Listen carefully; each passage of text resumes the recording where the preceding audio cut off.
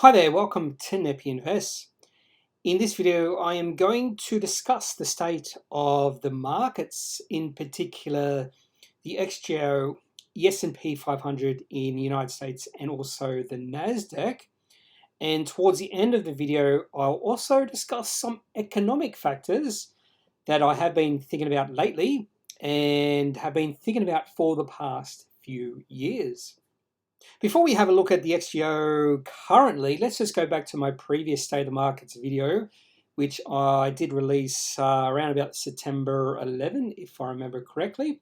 And on September the 10, we did see the XGO just dip below the 50-day moving average. And the previous 4 times it had done that during this year, we saw the market rally. So it's only stayed below the 50-day moving average for a short period of time. So at this point in time, on September the 10th, my expectations were that we might see the market rally. Now, just because I have expectations doesn't mean those expectations will come to fruition. So let's have a look at what happened to the XGO over the past month. The XGO actually did rally for the following 4 days after I did that video, and for a very brief period of time, the XGO did get above the 50-day moving average. Then we had 2 big down days, and at that point in time, it seriously looked like the market was under threat of moving into a downtrend, and that threat continued for the following few weeks. I decided not to be active in the market just because I was a little bit uncertain about where the market was heading. Now, in saying all that, I have become a little bit bullish over the past few weeks, particularly the last few trading days, because what's been happening in the last few weeks is fairly or eerily similar to what happened in September and the start of October last year. And here is the zoomed up image of what happened in September, October of 2020 and what's currently happening now. In fact, back then in September, October, we did see the XGO get below the 50-day moving average. But towards the start of October, we did see a little bit of, we'll say, a bullish run that put the XGO back above the 50-day moving average. And then we saw the XGO zoom up from there. And what's been happening the last few trading days of the trading week between October 11 and 15, we have seen something fairly similar to what we saw in the beginning of October last year. So this is fairly similar, eerily similar. So I'm just going to be waiting to see what happens in the next trading week to see if we can continue this bull run that we saw in the previous trading week. And as I turn our attention to the S&P 500 daily, this does also make me a little bit more bullish because on the last trading day of the American markets, we saw another up day, and the S&P 500 actually looks a little bit more bullish than the XJO. We can see 2 really good up days on the last 2 trading days of the week. And so even though we had been in a little bit of a bearish, we had been seeing a bearish signal over the past month, it looks like that bearish signal might have broken because the previous high on the last trading day has gone above the last high we saw towards the end of September. So it looks like maybe this is very similar to what happened in September, October last year. And this is the S&P 500 going back to June of 2020.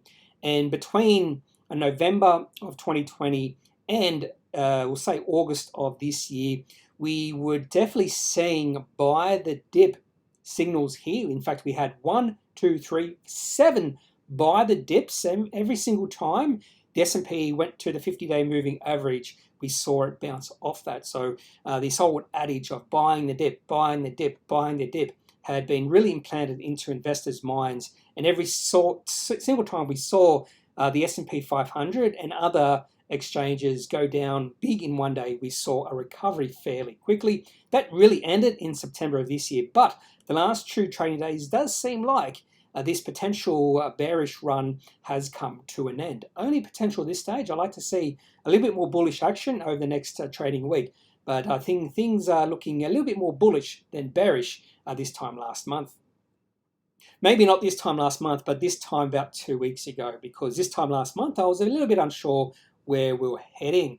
back to the XGO weekly, and we have been trading in this channel since 2009. The only time we went out of this channel was during the COVID-19 financial panic, and I'd like to say that the markets were not rational during that period. That's why I'm not really including it in this. That's why I'm excluding it from this channel.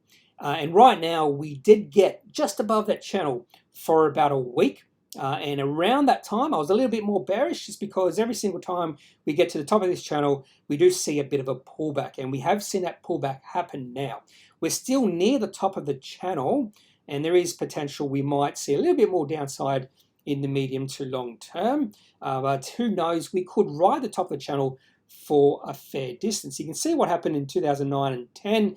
We hit the channel, the top of the channel, 3 times in about 9 months. So it could happen again. We might be towards the top of this channel for who knows how long before we have another correction towards the bottom of the channel, which could happen in another 2, 3, 4, or even 5 years. You can see each time we hit the bottom of the channel, there's a large amount of years in between those times. So we hit the bottom of the channel in 2009, hit it again towards 2012, 2016, towards the end of 2018, and then we pulled through it for a brief period of time during the COVID-19 financial panic. So there is potential we might not hit the top or the bottom of the channel for another few years.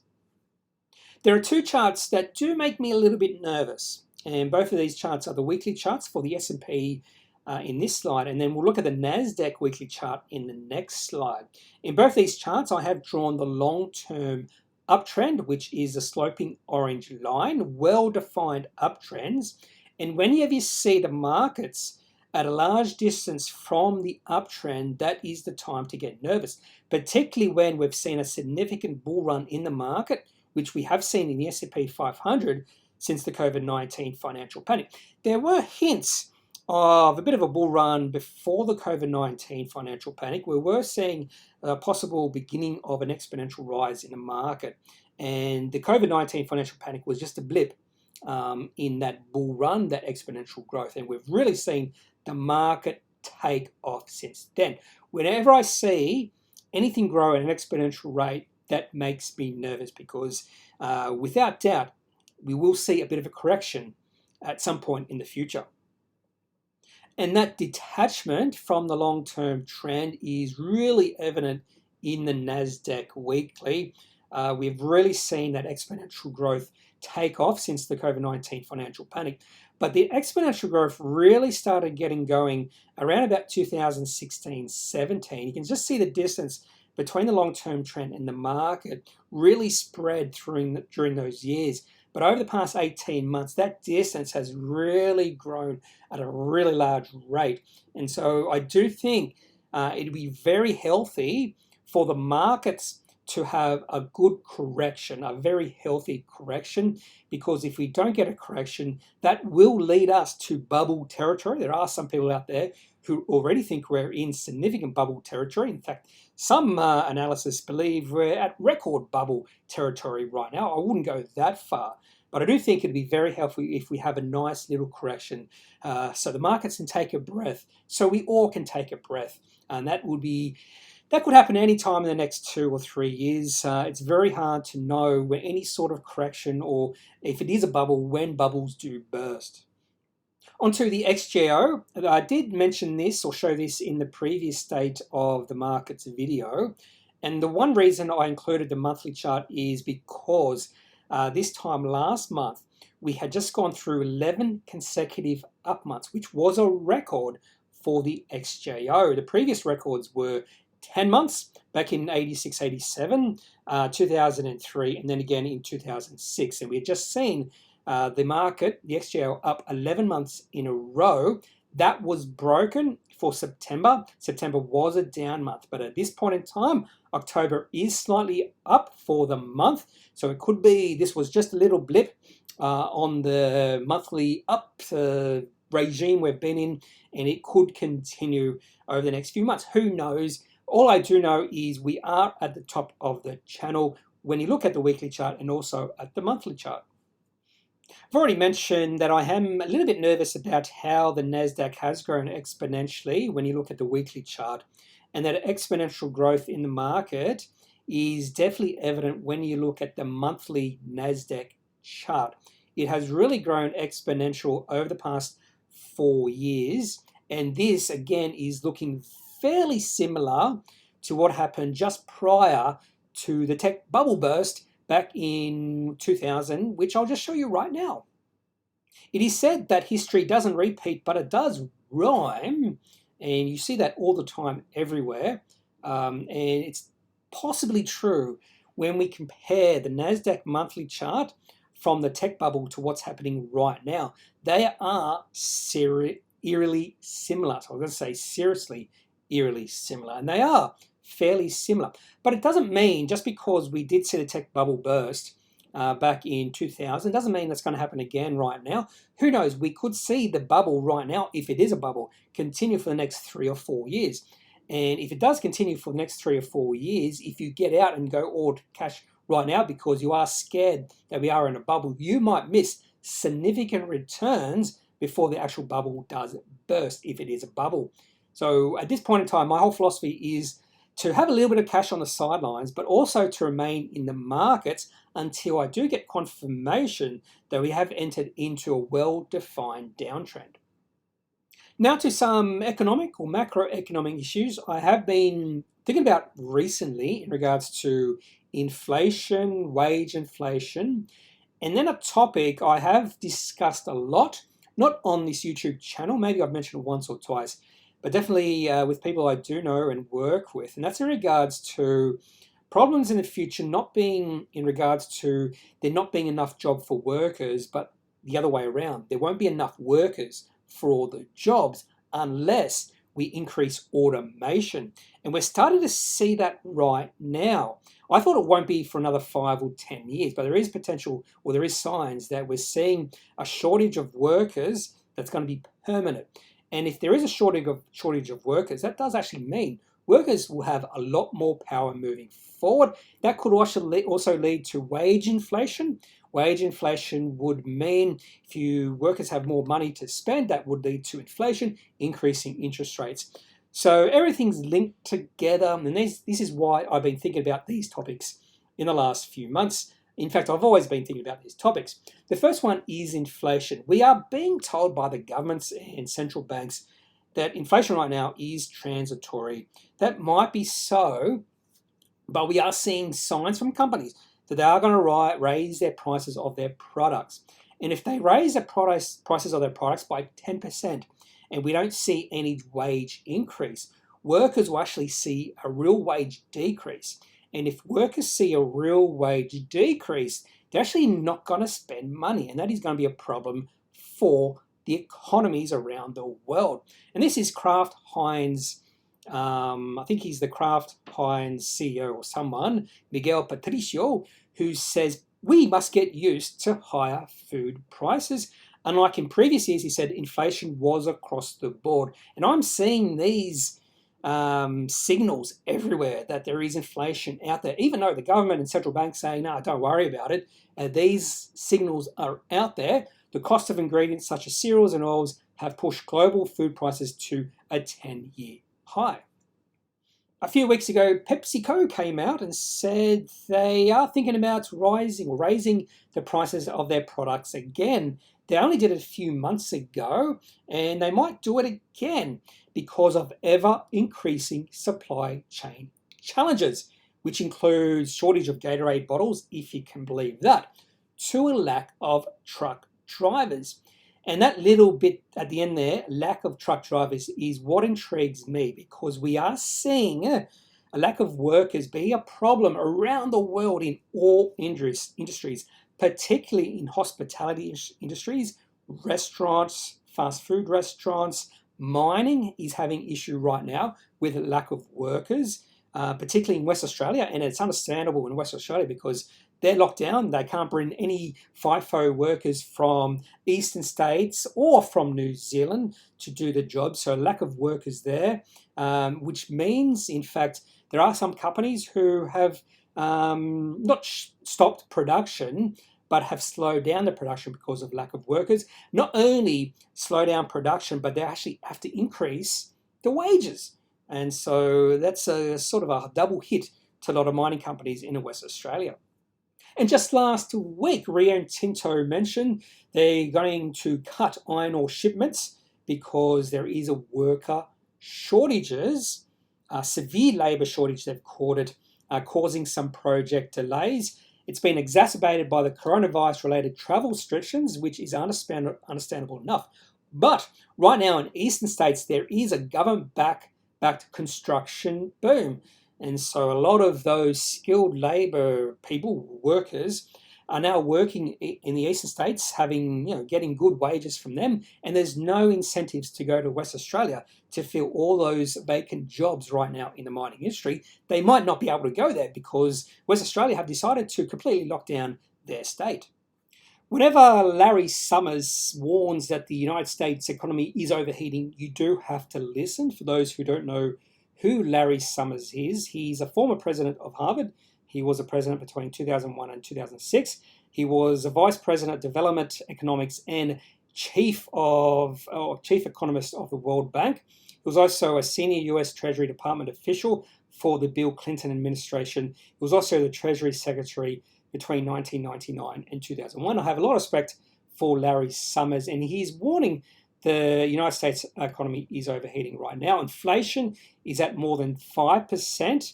The jobs market is plagued by growing worker shortages and supply bottlenecks. On top of that, the energy crunch. So I haven't even mentioned that. We've seen significant rises in natural gas in Europe, driving up natural gas, oil, and coal prices. Haven't even mentioned coal prices. They're going through the roof right now as well.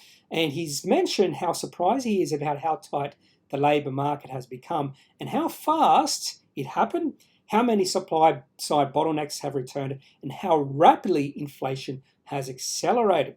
And if we do see the economy overheating, he mentioned how this looks eerily similar. I think I've said eerily similar quite a few times in this video, but it does look fairly similar to what happened in the late 60s and what happened in the 70s and early 80s. Is not something we want to happen again in the world, because that would mean we're going to see significant inflation and significant rises in interest rates over the next decade. I've already mentioned one of the major issues over the next few decades is going to be a lack of workers for all the jobs unless we really accelerate automation over the next few decades. In fact, this was an issue before COVID-19. This was an article from Stateline mentioned help wanted too many jobs and not enough workers in most states. This is in the United States.